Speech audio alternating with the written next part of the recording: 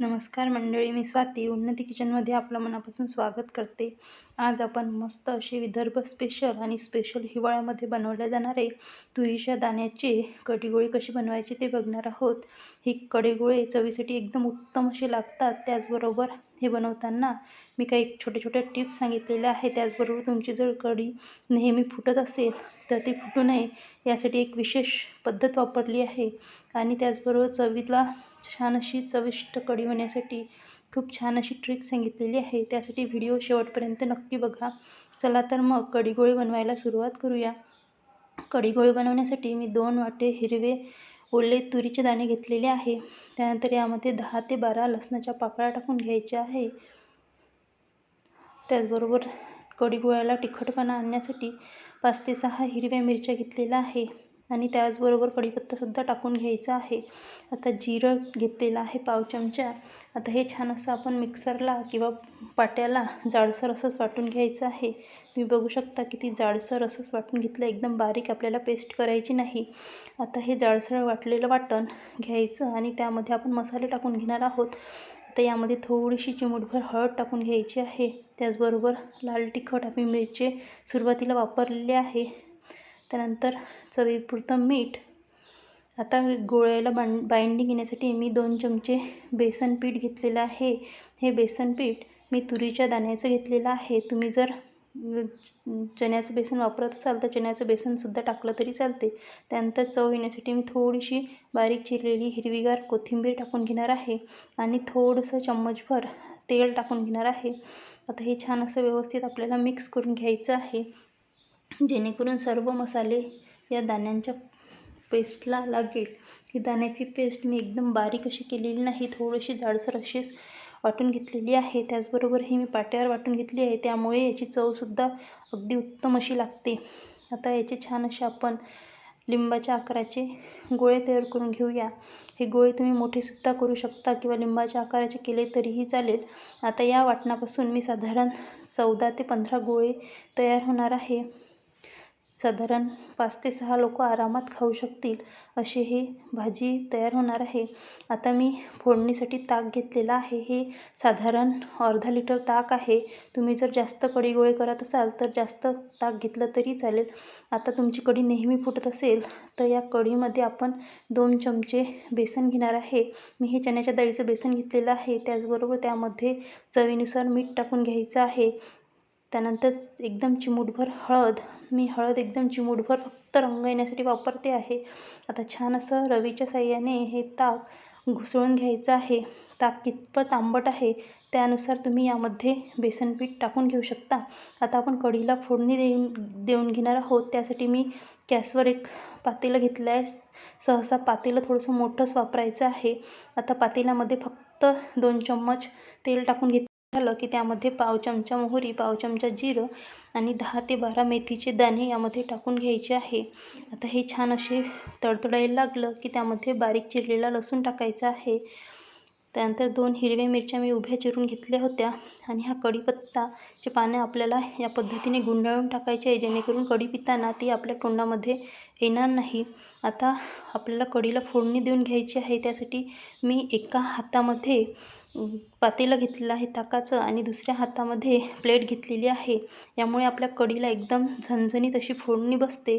त्यामुळे गॅसची फ्लेम सुरुवातीला हाय करायची आणि थोडे जे ताक आहे ते टाकून घ्यायचं आणि त्यावर पटकनच प्लेट झाकून घ्यायची आणि साधारण 2 ते 3 मिनटानंतर आपण हे झाकण उघडून त्यामध्ये उरलेलं टाकून घेणार आहोत.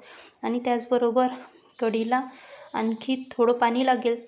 ताक आंबट असल्यामुळे त्यासाठी मी साधारण 1 ग्लास यामध्ये पाणी टाकून घेणार आहे. आता आपल्याला साधारण मीडियम फ्लेमवर ही कढईला उकळी काढून घ्यायची आहे. कढईला सतत आपल्याला ढवळत राहायचं आहे. त्याचबरोबर मी 1 चमचा यामध्ये साखर टाकून घेतलेली आहे.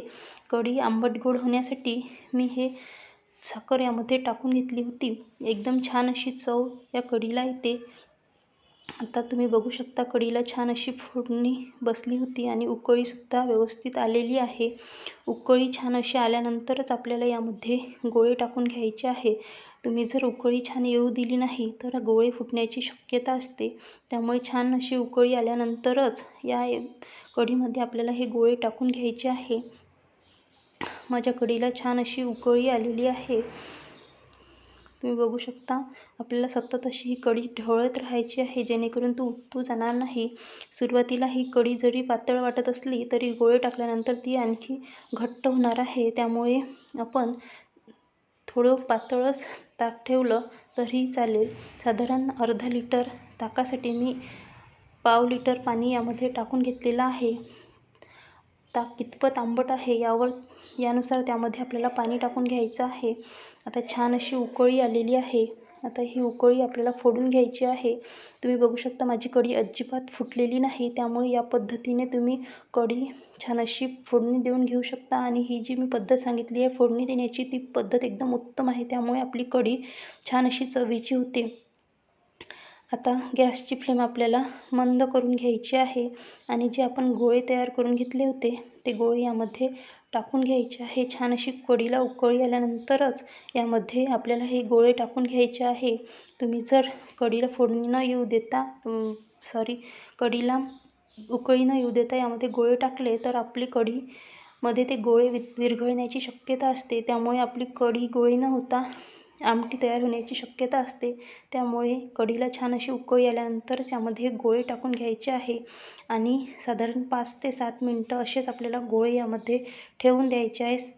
मीडियम फ्लेमवर आपल्याला गोळे बनवून घ्यायचे आहे. आता मी यामध्ये अजिबात चमचा वगैरे टाकून घेणार नाही किंवा गोळ्यांना उलथापालथ करणार नाही. त्यामुळे आपले गोळे फुटून जातात. म्हणून मी साधारण 5 ते 7 मिनटानंतरच यामध्ये चमचा घालून त्याला छान असं उलटपुलट करून घेणार आहे. आता छान अशी आपली कढीसुद्धा उकळी आलेली आहे. तुम्ही बघू शकता हे गोळेसुद्धा वर यायला लागलेले आहे. म्हणजे आपली गोळे उत्तम प्रकारे शिजलेले आहे. गोळे कसे शिजले हे जर ओळखायचं असेल तर आपल्याला हे गोळे जे आहे ते वरती आले की समजून जायचं की आपली गोळे शिजलेले आहे. आता गॅस बंद करून देऊया. साधारण 10 मिनटं हे गोळे शिजण्यासाठी लागतात. तर छान अशी कोथिंबीर पेरून घेऊया. खाण्यासाठी तयार आहे आपले मस्त असे विदर्भ स्पेशल ओल्या हिरव्या तुरीच्या दाण्याचे गोळे. एकदा या पद्धतीने नक्की ट्राय करून बघा. खूप छान अशी चव लागते.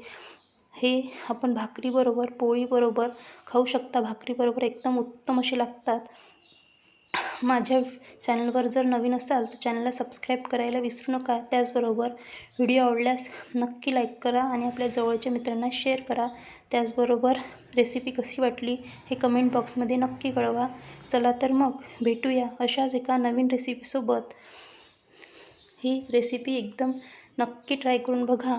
खूप छान अशी भाजी तयार होते आणि आपण ही कमी तेलात त्याचबरोबर घरगुती साहित्यात बनवली आहे. त्यामुळे झटपट अशी तयार होणारी रेसिपी आहे. त्यामुळे एकदा नक्की ट्राय करून बघा. चला तर मग भेटूया अशाच एका नवीन रेसिपीसोबत. तोपर्यंत धन्यवाद.